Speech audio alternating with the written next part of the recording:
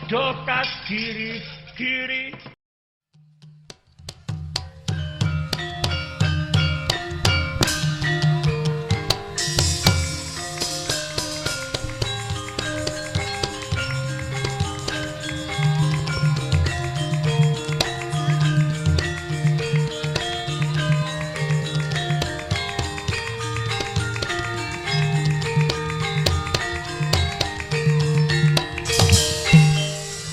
Kancine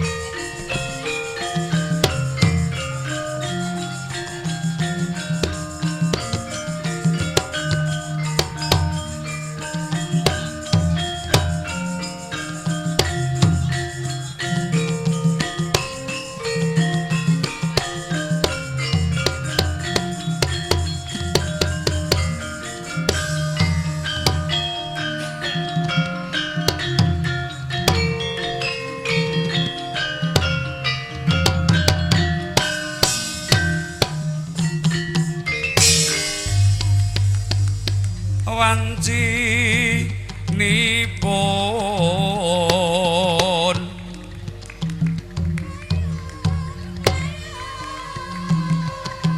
kidalang minggah panggung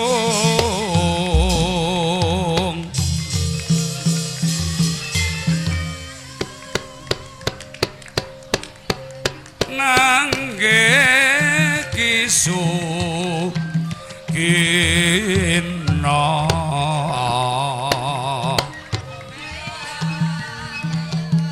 ingkang dipunanti anti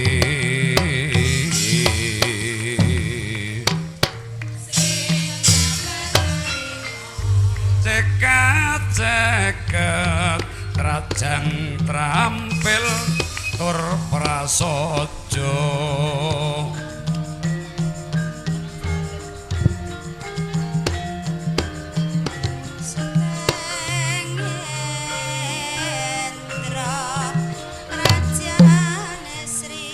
para sutresna dalu menika menyanipun Bapak Sugino Siswa Carita minangkane timbalanipun ingkang amangku gati kepareng ambabar lampahan Bima Suci kepareng ambabar lampahan Bima Suci ing wasana sikejala lenggah mugi ndadosaken suka erna ing panggalih nuwun nuwun kawula nuwun.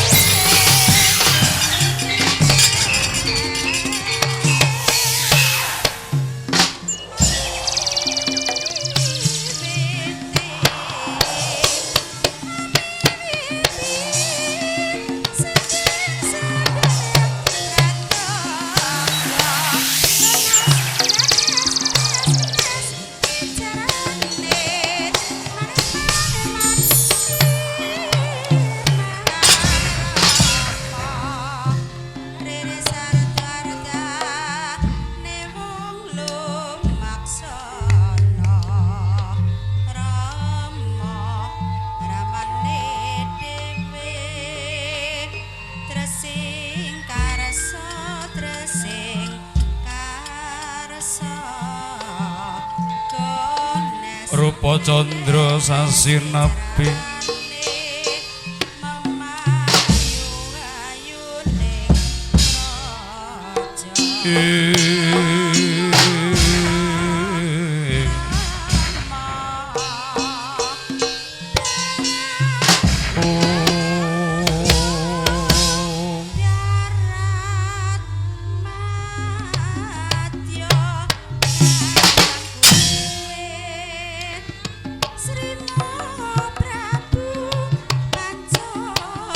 Saudara bumi bodho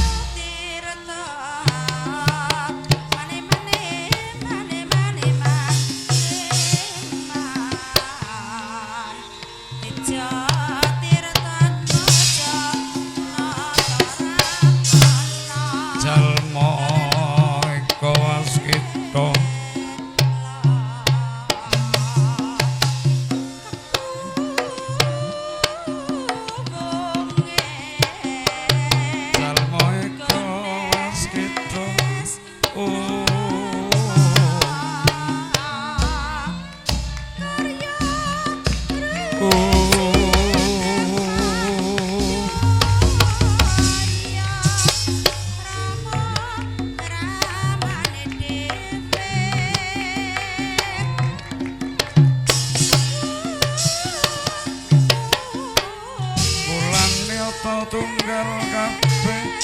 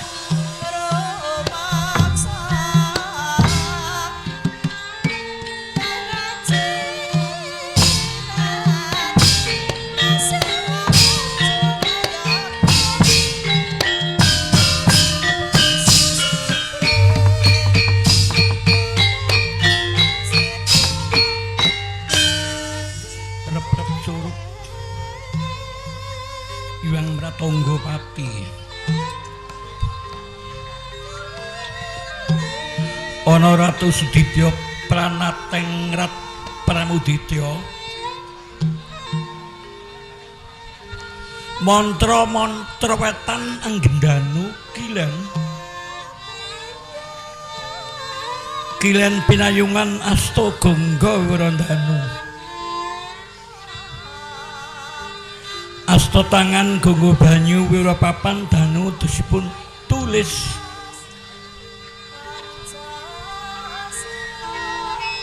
wonten petaken sepuh pundi papan saha tulis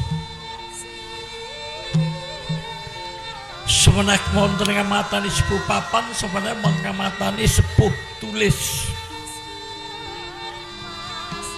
ning menawi dalang matani papan saha tulis tanpa beda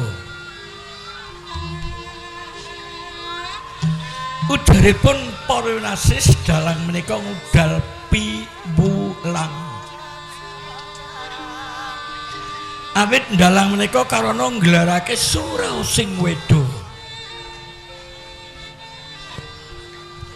setunggal weda Paramayuga kalih weda Pustakaraja tiga weda Purwakanda sekawan weda Mahabharata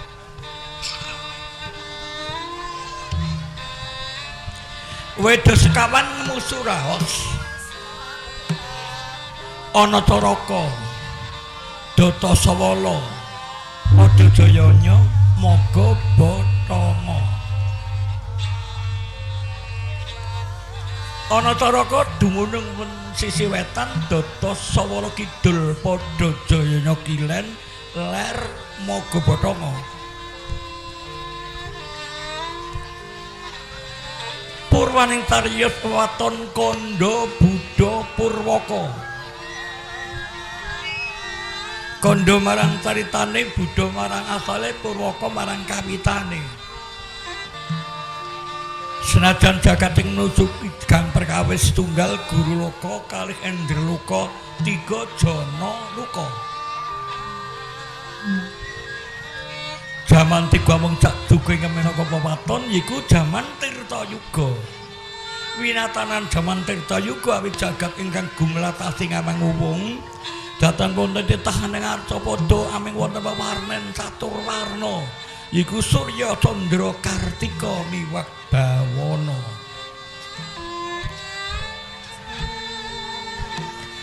siniki kang wani kandha gentos ingkang Canakrabawa anenggih negari pundi ta punika ingkang kinayo dados bubukaning cariyos ingkang kinayo beban cariyos nggambaraken ingkang wonten keraton Guwa Barong keraton pundi ta punika keraton Guwa Barong menggeng cariyos keraton Guwa Barong kinubeng wana greng bebondotan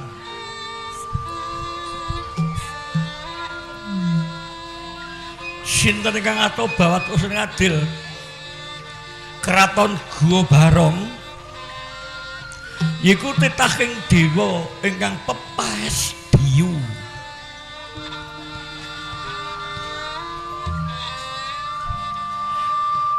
menang katebut Prabu Karungkala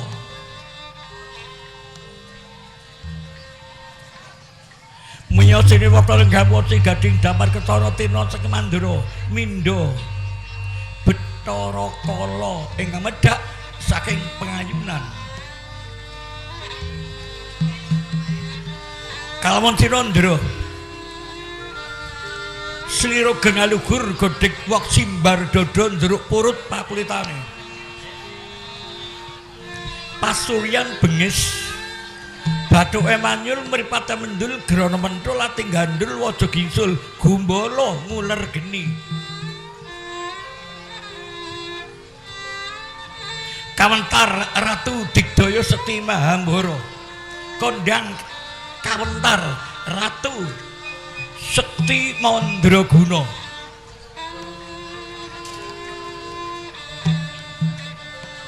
kalamun mandeng geseng mlirik mreketik slira tan tedas mring tapak paruning pandhe sisane grenda tan tedas mring baja lungit tinatah mendat dina menter. Gotri, peluru, pelor, amunisi, mimis mriyem temblek mboten nedasi. Mekaten kula wau mungguh critane mbuh nyatane.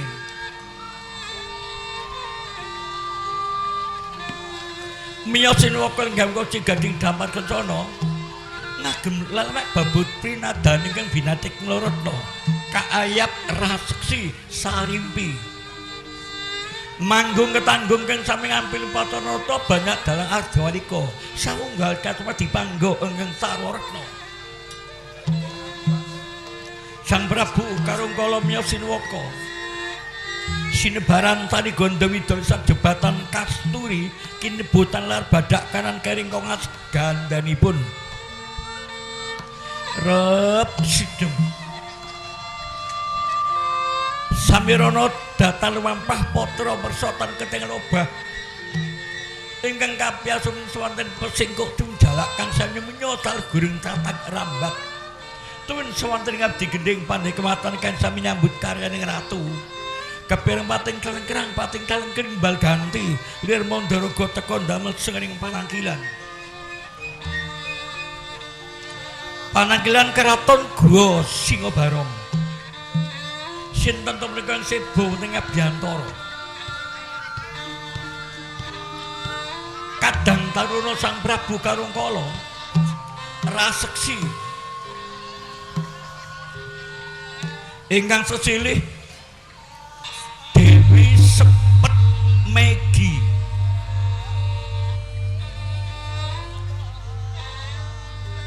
dedegipun ugi gengalugur senajan to manuja wanita raseksi dedeg gengalugur godhek wok simbar dodo slira kuning nembaga sinangling pantes senajan to wanita gedhug menggale yuda kraton Guwa Singobarong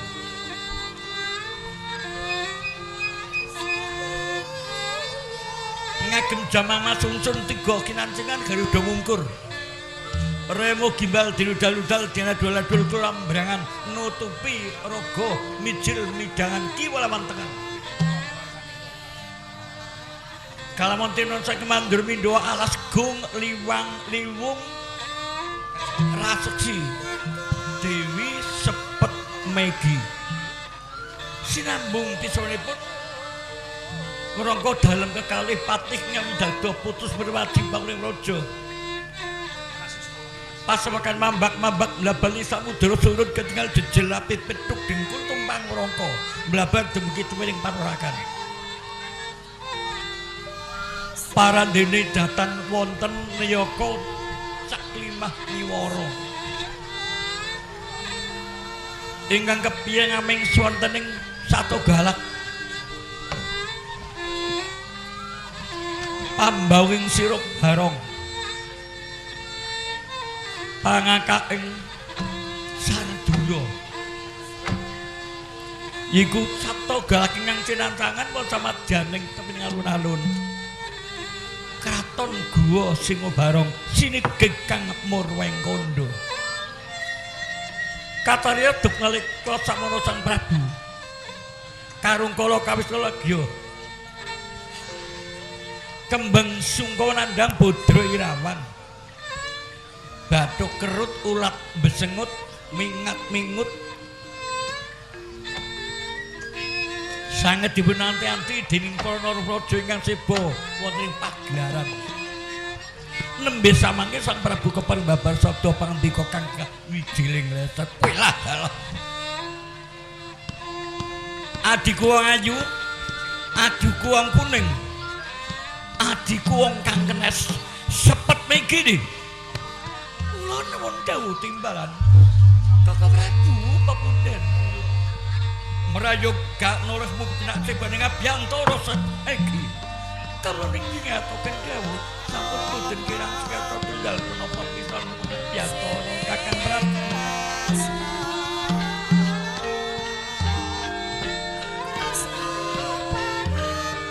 manguwung kasawang pankadi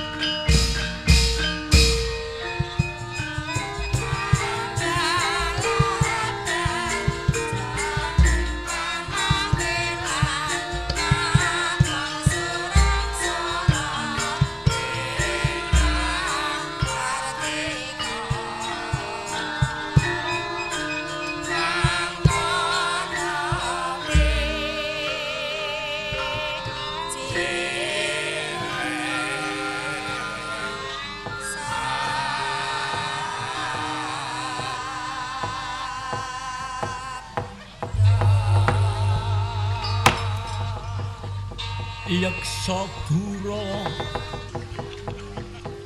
rupa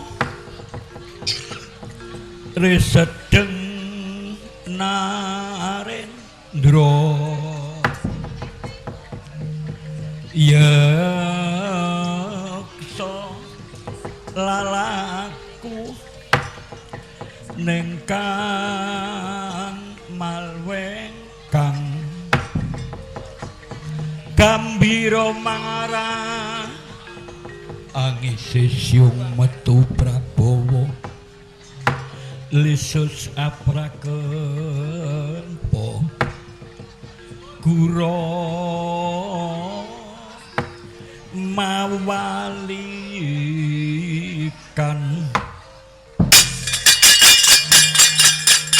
gura mawalikan ditya durbalarsa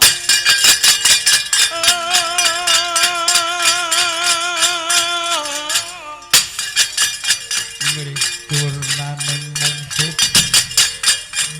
amin olawan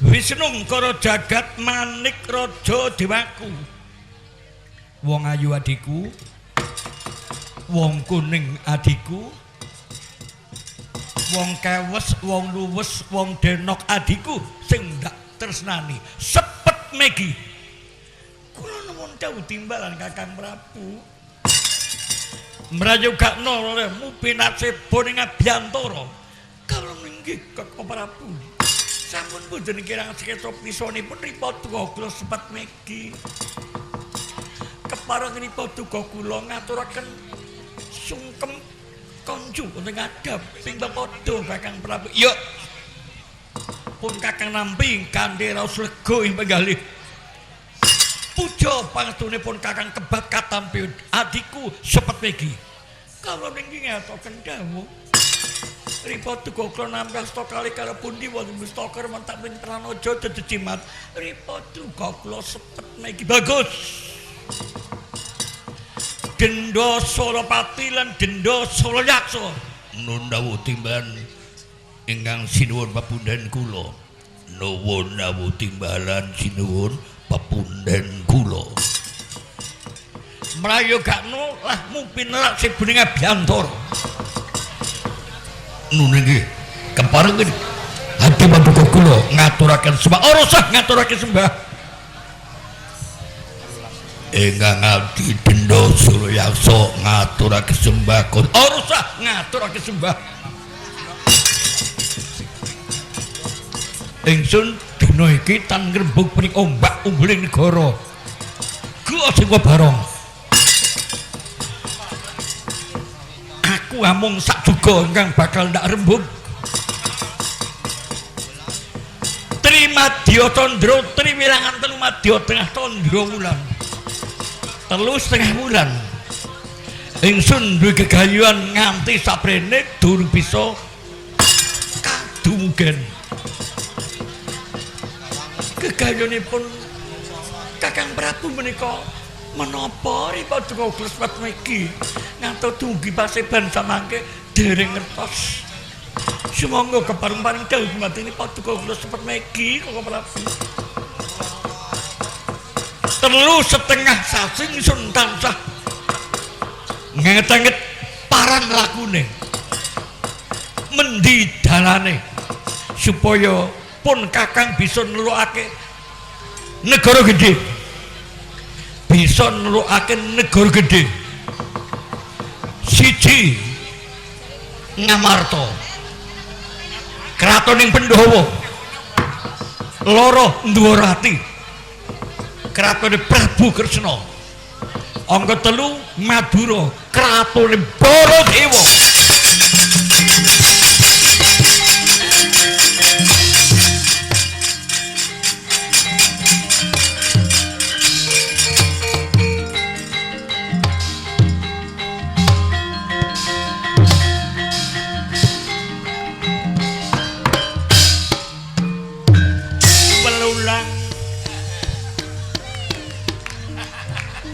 rineka jalma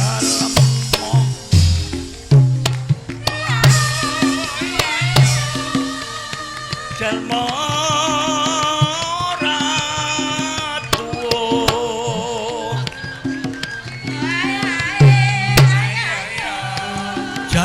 Ratu Pujangga kang darbe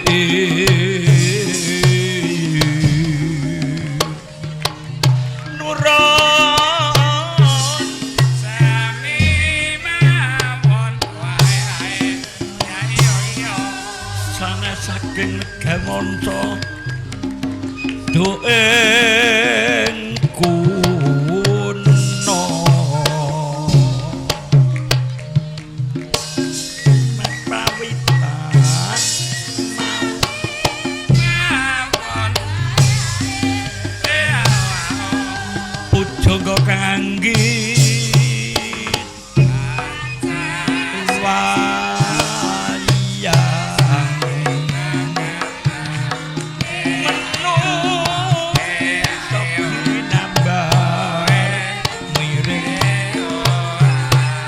kinarya tepo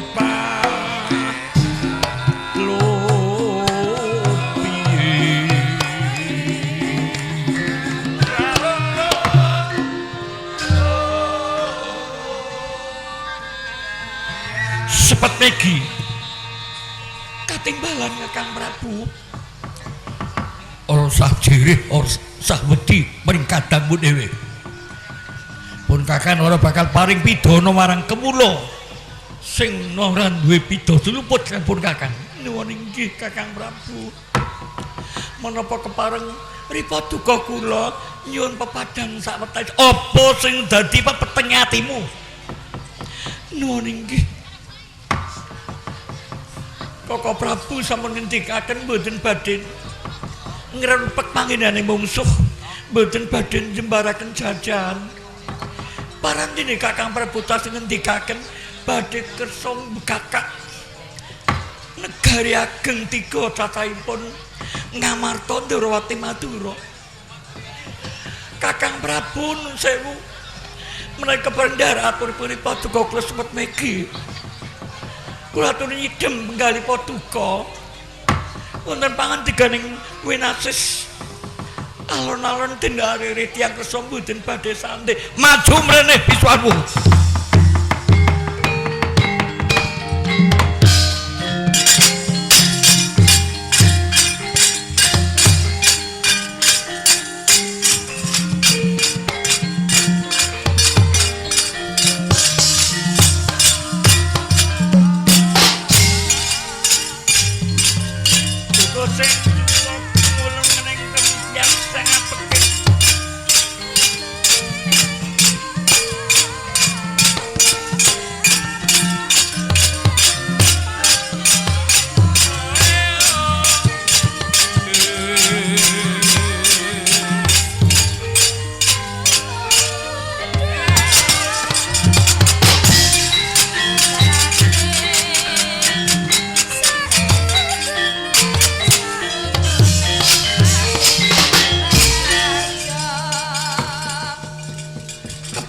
Kakang Prabu kados pundi prayogamu kepriye senajan to sira esti tansah kanggo paugranipun Kakang nun inggih ingkang sampun kedadosan Kakang Prabu kepareng nelukaken ratu pundi kemawon ripa duka kula saruju ning menawi sak mangke Kakang Prabu ngersaken badhe nelukaken Ratu Ndrawati Madura Ngamarta menawi saged ampun kedaluwarsa gegayanipun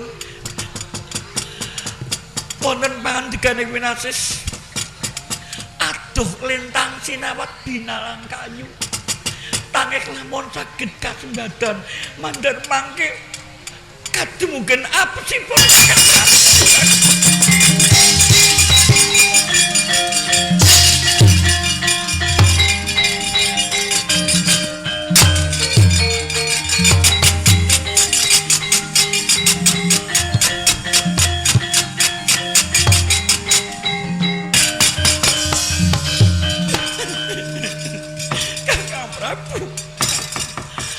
gesang kula. Aming Kakang Prabu kaliyan kula.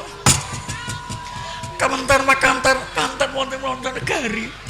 Ratu Gup Barong manusa kang kedana kedini. Ingkang menika Kakang Prabu dados paugeran kula. Mereka Kakang Prabu badhe nggayuh bekakak Ratu Tigang Negari ageng ingkang dipun ngendikaken wonten menapa-menapanipun ripa duka kenging badhe nderek ngrengga Kakang Prabu sebabe jadi pinemu mengkono. Kakang Prabu Narendra gangsal welas ingkang sampun dipun teluaken ratunipun dipun kunjara wonten ing Gua Singo Barong. Dunya bandanipun dipun kukut mriki. Garwanipun dipun kukut mriki. Kakang Prabu menapa mboten mesakaken. Dunya bandanipun Kakang Prabu sampun tumpuk tundung. Katigdayanipun sampun mumpuni. Balian inten Dlima Jemurut Mas Gligen ingkang sakates-kates taker kereta taker gedhong wonten mriki badhe kagem menapa Kakang Prabu sampun yuswa. Kakang Prabu sampun yuswa. Sinasa donya bandha tumpuk tundung mangke menawi Kakang Prabu seda ingkang dipun bekten ing Mori Putih Petuk.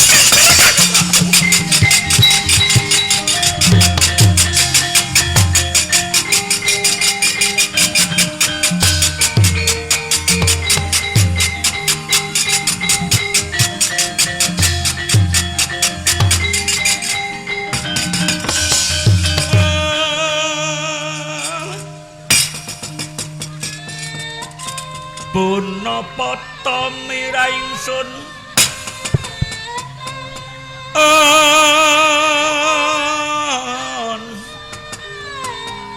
priyatin waspagung mijil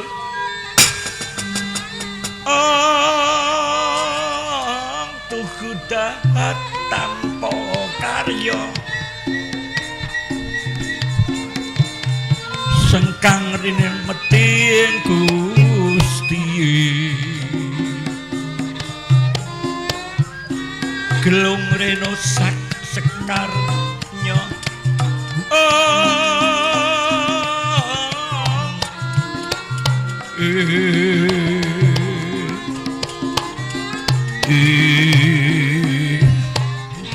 sumawur gambir malati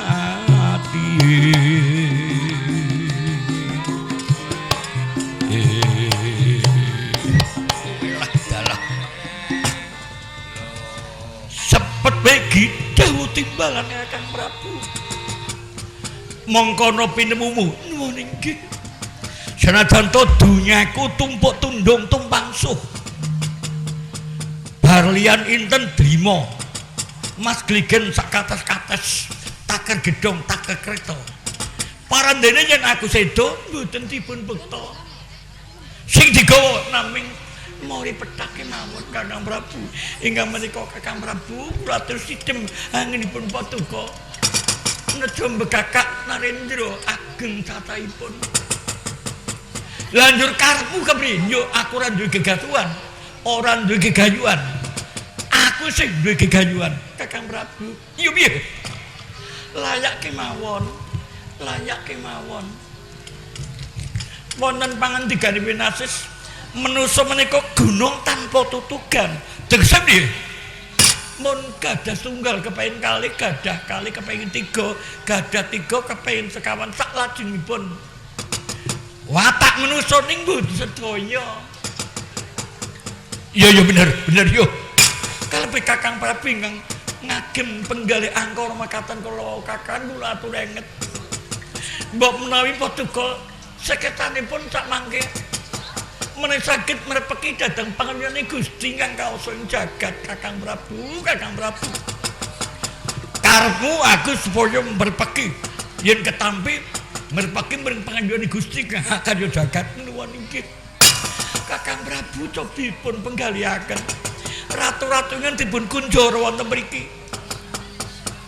daripun mboten pantes ing atasipun ratu dipun paringi darat ingkang tebih kalian padat aning Narendra dar ingkang mekaten menika menapa mboten mesaken Kakang Prabu garwaning ratu ingkang dipun kempalaken wonten mriki menika sami pating kurarah cobi Kakang Prabu menapa mboten mesakaken ing mangka winasih sing ngendikaken manusa niku badhe ngunduh wening tetandurane tegese piye manusa badhe ngunduh tetanduranipun yen nandur apik ngunduhe yo apik ana kalane nandure apik ngunduhe ala kemawon kathah ing mangka dengan nandur bapakipun mboten mesti dipun tandur piyambak dipun unduh piyambak wonten kalanipun bapakipun ingkang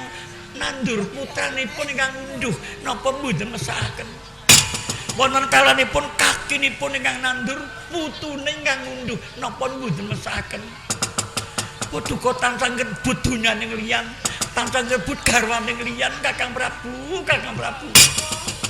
mangka ujaripun tiyang yang sampun nate nglampahi direbut dunyane nggih saged ning paling ageng sakiting manah dipun rebut bojone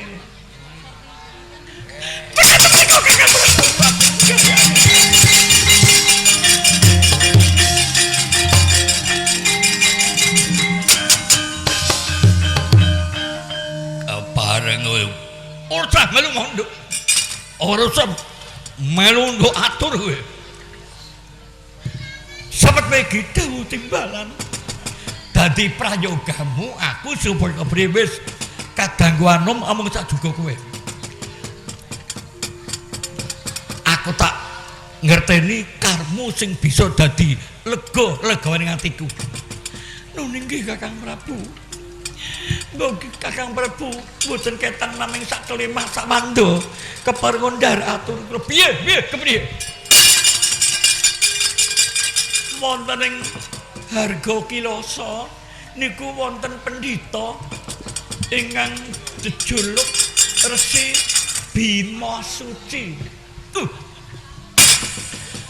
ana Gunung Kilasa ana Resi Bima Suci nuwun inggih menika badhe medal ilmu sastra Dendra Ngayuningrat Pangurating Diwu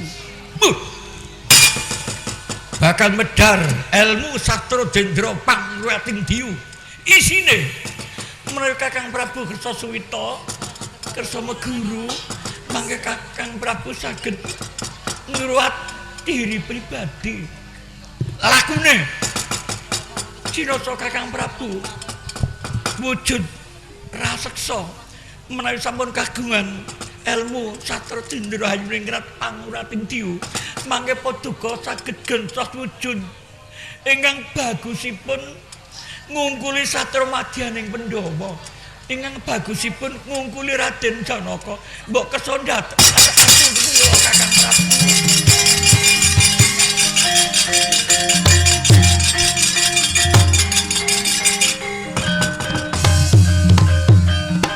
welah pikir-pikir kepareng kowe meneng wae kowe yen ngono aku pikir-pikir wanuja bandangan ingkang tak tumpuk aning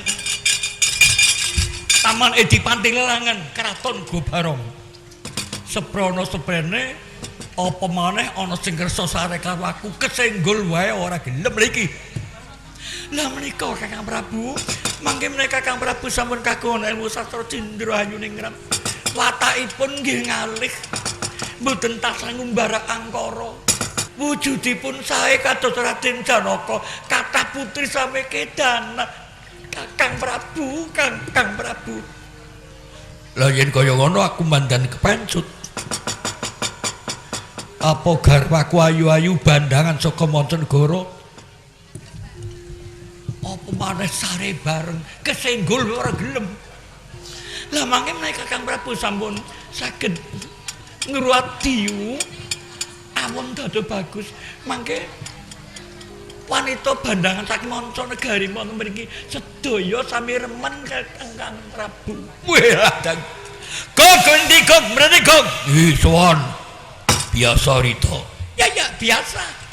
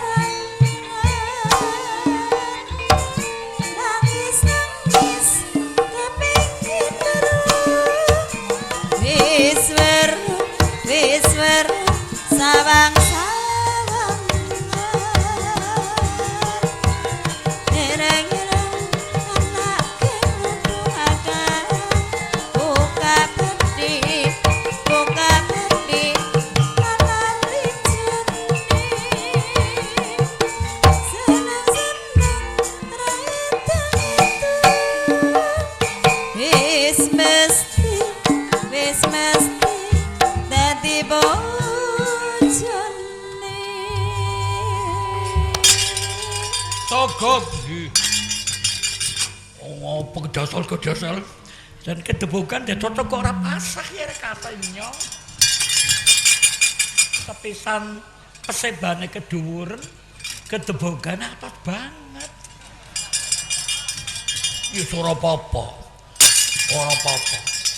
natane kedebukan siapik mung pesebane keduwuren laran iku Gusti Ratu lenggah krosi lah juga anu nglekor iku dadi kudu sing dhuwur sing lenggah nang krosi lho ki nyong anu nglekor kon semene ya ngerti ya ngerti nglekor ki pariwara semene iki jalan kiye ki bumi angger kaya ki ya ora bener si ratune dadi angger kok mlaku ki bumi ki dadi nah kaya ki aja mlaku kaya ki ya mabur jenengane. Ya ngomong aja gue akeh murid-muridku dalang sing pada nonton kaya gue. Dadi ngode karo mulang murid. Oh ya syukur ya. Wilah dalang. Togok. Sarwita dalem. Mboten ati-ati dipun timbali kabeh marjeng. Ngene kok. Gustimu ayu sepet megiki duwe pinemu. Aku ora dililani bekakak ratu telu negara gede Ndorowati Ngamarta Madura sebabipun legan golek momongan dunyaku wis akeh senajan dunyaku tumpuk tundung ora wurung udara adikku mengko aku mati sing gawa ya mung mori nggih niku leres balian inten duit emas mboten dipun bekta. Ora tak gawa. Iki mula bener adikku sifat iki. Lajeng ing Gunung Kirasa ana pendhita anyar, ana resi anyar. Jejuluk Resi Bima Suci. Medhar ilmu sastra dendra hayuning pangurating diyu. Yen aku meguru mrana, aku bakal genti rupa dadi bagus. Watekku genti ora tansah ngombro-mbrokan angkara murka. Apa bener, Gop? Leres. Bener, Gop? Nggih, leres. Sarwita anggene iki leres kurang ing leresaken wong sedulur kaya niku. Sedulur niku kedah niki napa-napa niki anu cocok lan cocok. Niki ngetan kula melu ngetan, niki ngilen kula tuwet ngilen kaya niku. Angger sedulur kok niki ngetan kula ngulon niku jenengane mboten bener kaya niku. Sedulur niku kudu akur kaya niku. Kudu akur. Ya bener, Mbak. Ya bener. Kadot temantene enggal. Kondal-kandil kaya niku kaya laron ilang bulune ya niku. Oh kiwi gati. Iya nyonya ngerti nyong. Terus toko gaturna pinmu Gog. Nggih, leres. Leres pangandikanipun Gusti kula Kesuma Dewi sepet megi. Aluwung meguru kemawon wonten Gunung Kilasa mangke gentos wujud dados bagus watekipun dados sae. Yen kaya ngono njuk lakuku kepriye, Gong? Nggih.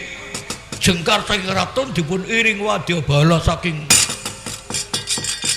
negari minggah dhateng Gunung Kilasa teng mriki mlebet dados siswanipun. Aku gelem dadi siswane Resi Bima Suci ning aku moh aku tindak mrono. Aku sugih donya bondo. Bima Suci supaya mrene. Bima Suci supaya mrene mulang aku ning keratonku dhewe.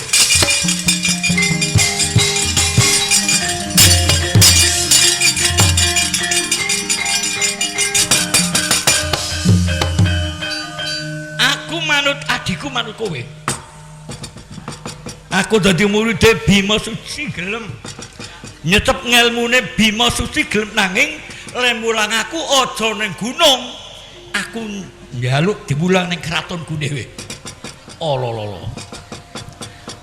Priye, Gong? Nggih, mboten pinanggih nalor. Lho. Bima Suci nyuwun kodyan sepiro dinan, minggonan, bulanan, cecekan saben esuk napa? Priorita. Lah, yang kana sing nawuh ngene Mas Kersa ora kok. Leres pun rita niku. Bima Suci dipun timbali mriki kapuring nggoroni paduka wonten mriki kados mboten kersa. Yen ora gelem aku nduweni pemenang. Aku nduweni pemenang, Gong.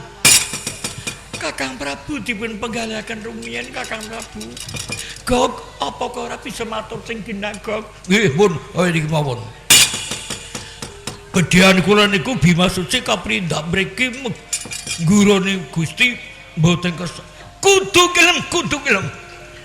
Kudu telikasane Gusti. Komenong barita angel wong sagi manut semending banyu bunga. Ngejawi niku guru niku sumberipun, murid niku timbanipun. Ingkang patut niku timba mendetoya wonten sumur. Mboten sumur mendetoya wonten timba ya niku. Enggane Bima Suci kan mriki nika mulang ilmu niku mboten ajeng didol.